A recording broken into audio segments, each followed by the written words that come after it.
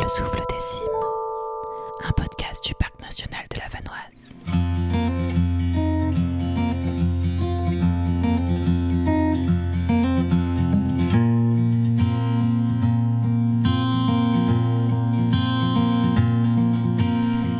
C'est un de nos plus petits refuges. 20 places, une cabane haut perché, entourée de sommets, qui offre un toit aux passionnés de montagne chaque jour depuis plus de 50 ans. Mais cet été, le refuge de Turia est vide, fermé, car cet été, il est réhabilité pour mieux vous accueillir. Mais si le tourisme de haute montagne augmente, nous ne cédons pas à la pression. Au Parc national de la Vanoise, on privilégie la qualité sur la quantité. Dans cet épisode, je vous emmène à 2500 mètres d'altitude sur un chantier exceptionnel. On y parle d'hélicoptères, de bois, de gestion des déchets, mais surtout d'un choix conscient et respectueux de la nature, d'une recherche d'équilibre entre activité humaine et respect de l'environnement. Dans ce premier épisode de la saison 2, on se demande comment mieux accueillir en continuant de préserver nos sommets. Le souffle des cimes, saison 2, épisode 1. 2 heures même, ça fait 2 heures qu'on attend. Bouge. Ça y est. Fin juillet. Le ciel est bouché, quelques nuages masquent le soleil et on profite d'une rotation d'ouvriers pour monter au refuge en hélicoptère. Car en haute montagne, c'est le seul moyen de monter du matériel. Les rotations sont limitées une fois par semaine pour en contenir l'impact. Une fois là-haut, on croise des touristes, en balade, comme si de rien n'était. On voulait voir si c'est bien la Grande Sassière là-bas. Voilà. Donc elle n'est pas praticable encore, mais c'est pas grave, on l'a fait il y a 2 ans. Mais ça ne sera pas pour cette année. Sandrine Pradier, je suis prof d'art plastique et j'ai 47 ans. Simon Pradier, son joyeux mari, qui a le même âge, et puis je suis moniteur éducateur dans la vie. Oui, on est aux Arcs et on fait une balade à la journée. On y vient à peu près une fois par an, une semaine. Que ce soit de ce côté de la Tarentaise ou de l'autre côté de la Maurienne. Et c'est quoi que vous cherchez quand vous passez une semaine comme ça en montagne ? C'est quoi que vous recherchez comme paysage, sentiment Le calme, les marmottes. Si on peut voir les bouquetins ou les chamois, ça c'est encore mieux. Mais pour l'instant, là, on les a pas vus cette semaine. Même le paysage proche est sympa, donc ça change, donc c'est pas grave. Bon, là, c'est encore mieux avec le dégagement. Et là, vous saviez qu'il y avait des travaux en plein milieu de votre randonnée ? On savait que c'était fermé en travaux, mais ça ne nous a pas empêché de venir. Même sur le site internet, c'était signalé. Même avant de venir, on savait que là, ça sera en travaux, mais bon, c'est pas grave. On a quand même le point de vue. On est au calme, malgré les travaux, ils ne sont pas beaucoup plus bruyants que les oiseaux, donc on est bien. Il n'y a personne, donc on est bien. On profite, on s'évade, on s'échappe. Et c'est le but un peu pour nous de la randonnée. Juste derrière eux, une pelleteuse, une grue et ce petit chalet en bois posé là sur une arête, un peu comme une tente de bivouac. C'est le refuge de Turia, un refuge typique du Parc national de la Vanoise, le seul en France à avoir son propre réseau de refuges. L'idée ici, c'est d'ajouter une extension, mais sans dénaturer le lieu ni le paysage. Moi, c'est Pieter-Hein Pasto, je suis charpentier, menuisier aussi, mais là je viens pour faire de la charpente. On fait du coup là tous les murs en bois et toute la charpente, les caissons de toiture, on fait la terrasse. Mais tu vois, on est là, c'est particulier, puis t'as le cadre qui est dingue quoi, on est vraiment seul au monde. L'autre jour, il y avait le plaquiste qui était là et puis qui parlait de resto et puis je me retourne et puis il me dit « Ouais, je sais, hein, désolé, j'avais parlé trop fort, je sais que tu habites là toute la semaine. » Je dis « Mais moi, je suis très, très bien ici, va à ton resto. » on est tranquille, on est au paradis quoi. On oublie le temps et on bosse hein, mine de rien beaucoup, mais en fait, c'est très différent qu'être en bas quoi. Du coup, c'est quand même un peu plus violent et aléatoire que sur le plancher des vaches, si je puis dire. C'était mardi dernier, non c'est celui d'avant, la deuxième semaine, on est monté à pied parce que l'hélico pouvait pas nous monter. Moi j'avais pas envie de dormir dans la voiture en bas, donc j'ai dit au gars, moi je monte à pied, j'ai pris un gros sac à dos, monté de la quincaille et tout, et en fait on a bossé l'après-midi sous la neige quoi, en plein mois de juillet. Donc, c'était magique en vrai, le lendemain matin on s'est réveillé, et c'était tout plâtré partout, c'était tout blanc, juste 200 mètres au-dessus de nous, partout autour, c'était trop beau.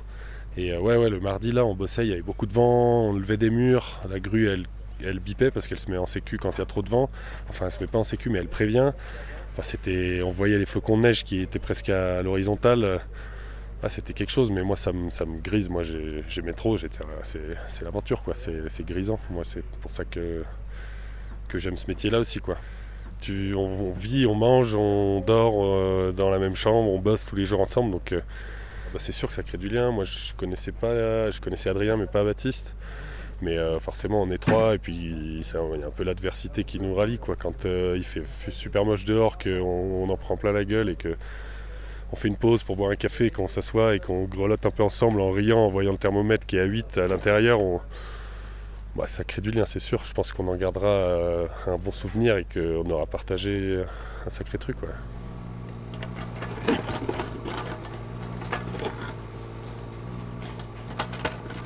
Ce chantier, c'est avant tout une réhabilitation. Un projet pensé pour être le plus sobre possible, piloté par le parc. L'objectif, remettre le refuge aux normes et surtout offrir un vrai outil de travail à la gardienne. Depuis le mois de mai, Stéphane monte chaque semaine là-haut pour suivre les travaux. Donc Stéphane Martin, chargé de mission infrastructure au Parc national de la Vanoise. Donc on est sur la commune de Villaroger. On est déjà dans le cœur du Parc national de la Vanoise, au-dessus de la vallée de la Tarentaise, où on a notre petit refuge de Turia, qui est notre plus petit refuge gardé sur les 16 que l'on possède en tout, et qui mérite largement d'être rénové. Et il faut, dans un même espace, arriver à héberger une vingtaine de personnes, leur faire à manger, qu'ils puissent dormir, avec une gardienne qui a également un espace de vie dans ces mêmes 41 mètres carrés au total. Sacré challenge. On est même dans une réhabilitation. Donc, plus qu'une rénovation, effectivement, on part d'une programmation qui définit en fait les besoins réels du refuge à travers toutes ses fonctionnalités. Et ces fonctionnalités, elles sont multiples.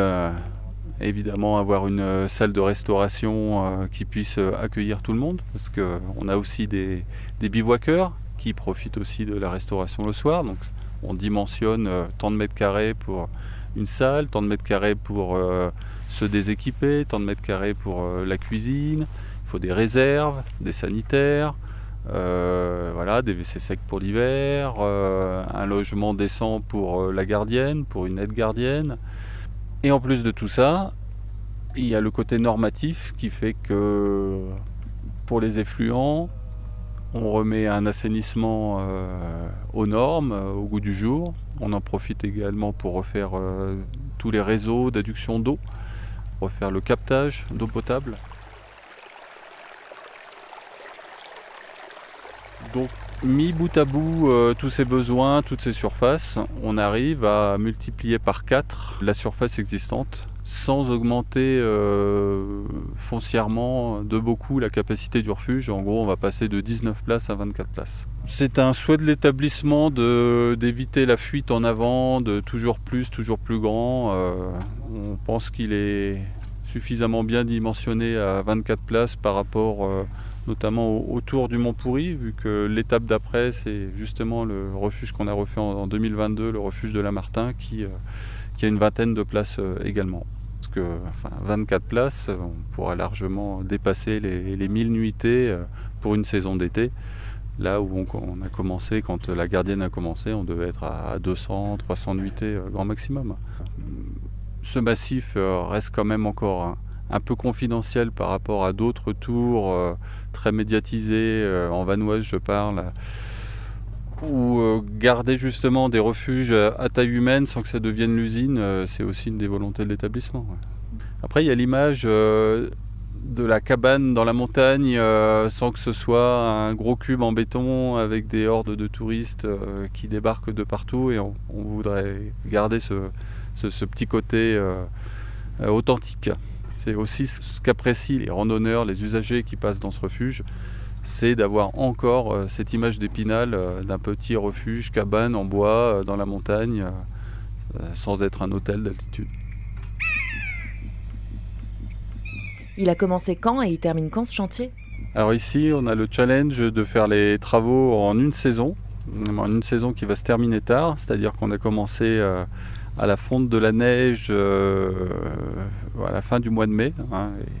Les premières charges en hélico qui sont arrivées, on les a posées sur le blanc immaculé. Et on espère pouvoir terminer fin novembre, début décembre de cette année. Donc on commence avec la neige, on finit avec la neige. Et là, on s'approche de fin juillet. Vous êtes dans les temps ?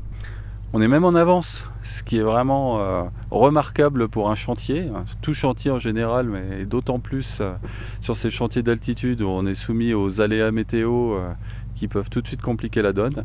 Et là, on arrive à avoir presque 3 semaines d'avance par rapport au planning prévisionnel. On touche du bois. On touche du bois et les petites fleurs.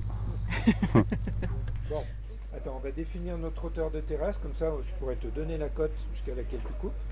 C'est pas la peine que tu coupes tout le temps. De toute façon, je commence à terrasser là-bas déjà.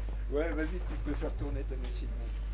Tu nous fais pas trop de bruit quand même, qu'on s'entende pour... Gaston Muller, architecte à Saint-Gervais, depuis quelques décennies maintenant. Non, j'ai commencé premier refuge en 95. En tout, j'en ai construit 5 ou 6. C'est pas une spécialité parce qu'en montagne, on n'est jamais spécialiste de rien, quoi. Il faut s'adapter à chaque fois. Quand on commence à réfléchir refuge, on regarde ce qu'on a, naturellement dans le secteur. Donc évidemment, on ne va pas partir dans l'élaboration d'un même système d'assainissement si on a de l'eau ou si on n'en a pas ou quasi pas, quoi. Donc ça m'est déjà arrivé sur des refuges où on a plein de neige, mais on n'a pas d'eau courante. Donc à ce moment-là, on est à 90% en WC sec, pour parler de l'essentiel des contraintes et des nuisances. Alors ici, c'est différent parce qu'on a de l'eau. On a aussi une fréquentation qui nous permet de calculer des systèmes de traitement. Donc ici, on va peut-être passer à 1200 nuitées. Voilà, donc 1200 nuitées pour un refuge, c'est pas grand-chose, c'est pas une grosse quantité par jour. Donc on n'a pas besoin de grosses installations de traitement des eaux usées là-dessus. En gros, on va doubler pas la capacité, on va doubler la fréquentation, mais les systèmes qu'on installe sont vraiment des systèmes basiques, quoi. On n'est guère plus gros qu'une maison individuelle pour une famille de 4 personnes en vallée, parce que étalé sur la saison d'été, c'est pas très important, quoi.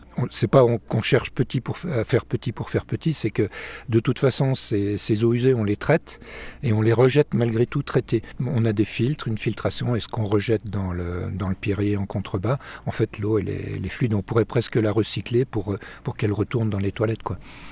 Donc ça pollue pas tant au final une fois que ça ressort, quoi. Non, franchement, un système comme ça là-dessus, je suis vraiment sans inquiétude. Et donc là, c'est uniquement du solaire pour l'électricité ici ? L'essentiel, ouais. Alors on a quand même du gaz, on a une petite chaudière gaz pour la production d'eau chaude. On veut au maximum de l'énergie décarbonée, on fait le maxi. Par contre, pour tout ce qui est cuisson, simplement l'équipement d'une cuisine, en fait, on amène du gaz de toute façon. Donc après, on s'autorise à avoir une petite partie de production d'énergie qui fonctionne sur cette installation de gaz qui est là de toute façon, au moins pour la partie cuisine, quoi. C'est une belle école d'économie, un refuge. Enfin, ça doit l'être en tout cas.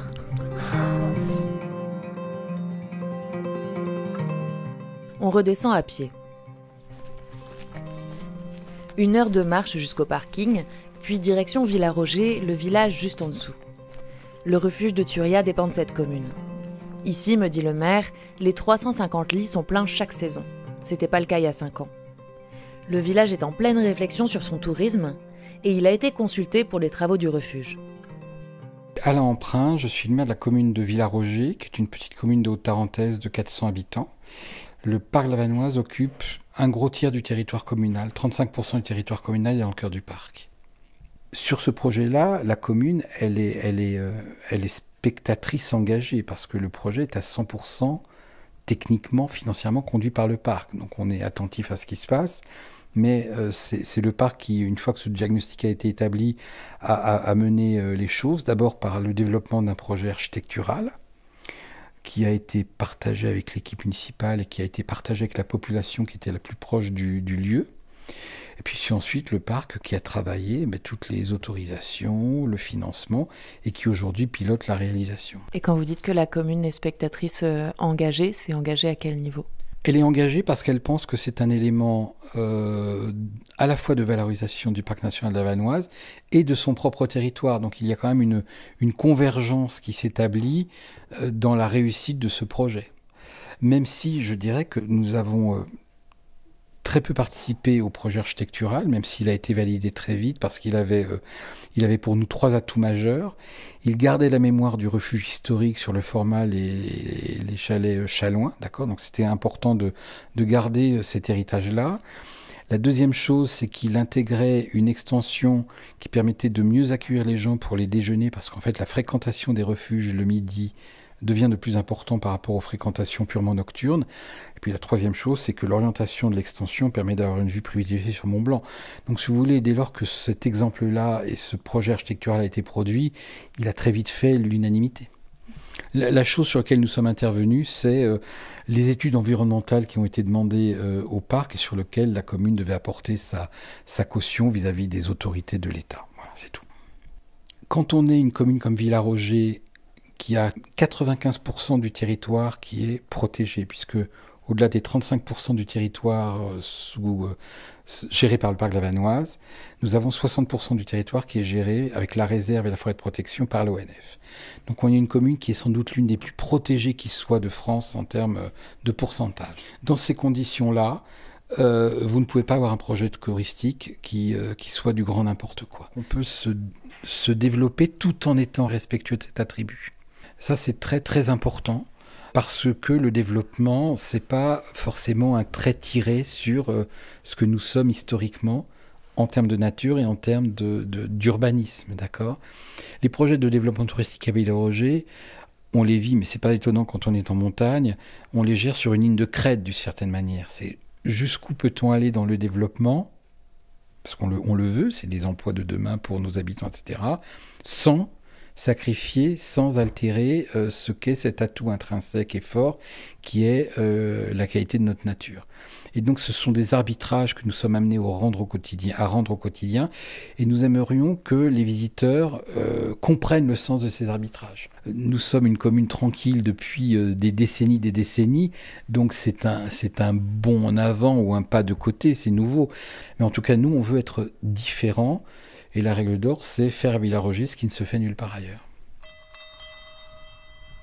Ce qui se passe ici, à Villaroger, c'est un bon résumé de ce qui se joue dans toute la Vanoise, et même en haute montagne plus largement. La passion pour les sports de plein air grimpe. En 2023, on a compté plus de 315 000 nuitées en refuge en France, un record. Plus de 40% des Françaises et des Français ont mis les pieds en montagne ces 3 dernières années. Alors oui, aujourd'hui, la Vanoise reste encore un territoire préservé. Mais ça oblige à se poser des questions sur l'accueil, les infrastructures et la manière d'anticiper. Samuel Cadeau, directeur adjoint du parc, me parle d'un tourisme durable et de nouveaux équilibres à inventer. Oui, en effet, on a également constaté dans nos propres refuges, on en a une quinzaine qui sont gardés, une augmentation entre 2019 et 2024. Pour comparer, on a près d'un tiers d'augmentation de fréquentation tout au long de l'année, aussi bien sur la partie hiver-printemps pour le ski de randonnée notamment, que sur la partie estivale. Pour nous, c'est intéressant. Ça fait des publics qu'on peut sensibiliser, à qui on peut apporter justement ces codes de la nature et de la montagne. Moi, j'aurais tendance à dire que le visiteur, il est bienvenu et on aimerait qu'il puisse se comporter comme un invité discret. Un invité discret, c'est quelqu'un à qui on fait découvrir le lieu, qui peut évoluer dans ce lieu, mais qui, quelque part, un peu comme du mimétisme, se fond dans le décor et qui finalement est un personnage parmi d'autres de cet environnement, vis-à-vis des agriculteurs qui y travaillent, vis-à-vis de la faune qui y vit, et aussi de la flore, et donc éviter d'avoir une empreinte finalement sur ce milieu. Justement, la gardienne, c'est un peu la première ambassadrice de cette vision. Claire est là depuis 8 ans. Son rôle, c'est d'accueillir, oui, mais aussi de sensibiliser. Avec les travaux, son refuge évolue, et son métier aussi. Je la retrouve dans un petit jardin dans le Champsaur, et elle me raconte tout ça. Ce qui est super avec cette rénovation, c'est que j'ai été très consultée, que j'ai pu dessiner la cuisine, que le parc m'a consulté, les archis, Normalement, j'aurai moins de ravitaillement puisque j'aurai un congélateur, j'aurai un frigo, une cave. Donc normalement, ça va lever des contraintes. Ça va être beaucoup plus confortable. Et oui, donc je pourrais accueillir beaucoup plus de personnes. C'est qui les profils un peu que tu vois depuis 8 ans? Et est-ce qu'il y a des nouveaux profils aussi qui arrivent? En gros, 3 profils, je trouve. Donc, il y a les alpinistes de début de saison. Donc là, pour le coup, c'est des personnes pour qui le refuge, c'est juste un support pour aller au-delà et faire de la course. Donc eux, ils veulent manger tôt, se coucher tôt, et voilà, et revenir et boire une bière. C'est un peu quand même résumé. Donc ça, c'est vraiment une clientèle. Après, il y a les randonneurs un peu lambda, assez habitués à la montagne, qui viennent faire un tour, qui ont les codes du refuge, qui connaissent, qui sont habitués en tout cas à une rusticité, à manger ensemble autour d'une même table, le même repas, qui n'ont pas forcément de régime alimentaire particulier et qui connaissent les contraintes de refuge. Et là, depuis, je dirais après le Covid, on a une clientèle de plutôt primo-accédants. Donc là, c'est des personnes qui mettent les pieds en montagne ou en tout cas en itinérance pour une première fois. Et donc là, cette nouvelle clientèle qui nécessite beaucoup plus de temps et d'attention parce qu'elle n'a pas les codes et puis... Oui, ça nécessite beaucoup plus de pédagogie, de pourquoi on ramasse pas leurs poubelles, de pourquoi on mange tous au même moment, pourquoi on mange à 19h. Donc ça, c'est une nouvelle clientèle qui est là, dont on est content, mais qui nécessite beaucoup d'énergie, beaucoup plus d'énergie. Et c'est vrai que ça, avec cette évolution de la clientèle, et je trouve que c'est aussi un des forts enjeux de notre profession, de sensibiliser, de dire regardez aussi autour de vous ce qui se passe. Moi j'ai une forte visibilité aussi avec un glacier qui est en face, où il y a une évolution de fou quoi, une évolution de perte de glace. Et puis toute la journée, quand on est au refuge l'été, il y a des cailloux qui tombent de l'autre côté d'un col. D'ailleurs, il y a eu un gros effondrement là en automne dernier, avec vraiment le permafrost qui a vraiment beaucoup lâché. Et ça, c'est des trucs, c'est visible pour les gens, quoi.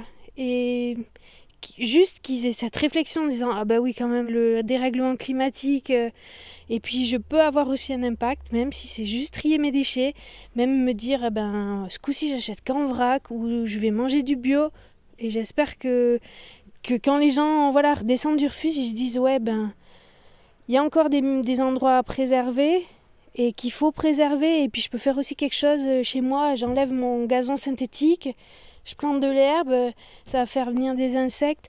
Enfin, si on a planté 1 graine ou 10 graines dans l'été, moi je trouve que j'ai fait mon boulot quoi.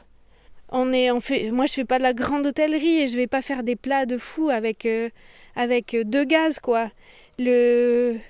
En fait, oui, on est là pour faciliter, que les gens aient à manger, à boire, pour pouvoir ouvrir les yeux autour d'eux, quoi. Et j'espère que chez eux, en ville, ils vont se dire, 6 mois après, ils vont se dire, ah ouais, je me souviens à ce refuge-là, ou même dans un refuge, c'était super, on a vu des oiseaux, on a vu des moutons, on a parlé avec le berger. Ça, c'est des trucs, c'est une reconnexion, quoi. Je trouve que c'est que là l'intérêt de notre métier. Le parc aussi a changé un peu de politique. On a vraiment été recrutés pour être ambassadeur du parc et donc sensibiliser à cette consommation responsable, quoi.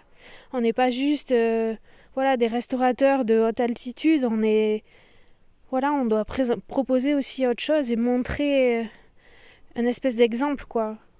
Et ouais, c'est vraiment des lieux adaptés, je trouve. Et sinon, à la prochaine saison, tu vas y aller avec ton enfant ? Ah, ça tu vas spoiler, hein. Oui, l'idée c'est s'il arrive en forme et que c'est possible, oui, je trouve que c'est un cadre de vie qui peut être super, quoi. Ouais, non, l'objectif c'est de monter avec. Il va y avoir un petit enfant de la Turia. Ouais, voilà. Ouais, donc il y a de grands projets pour moi cette année. Effectivement, c'est cet enfant qui arrive et puis les travaux du refuge qui aboutissent, quoi. Ça, c'est vraiment super. Ça va vraiment changer 2026, Turia, je crois, pour moi.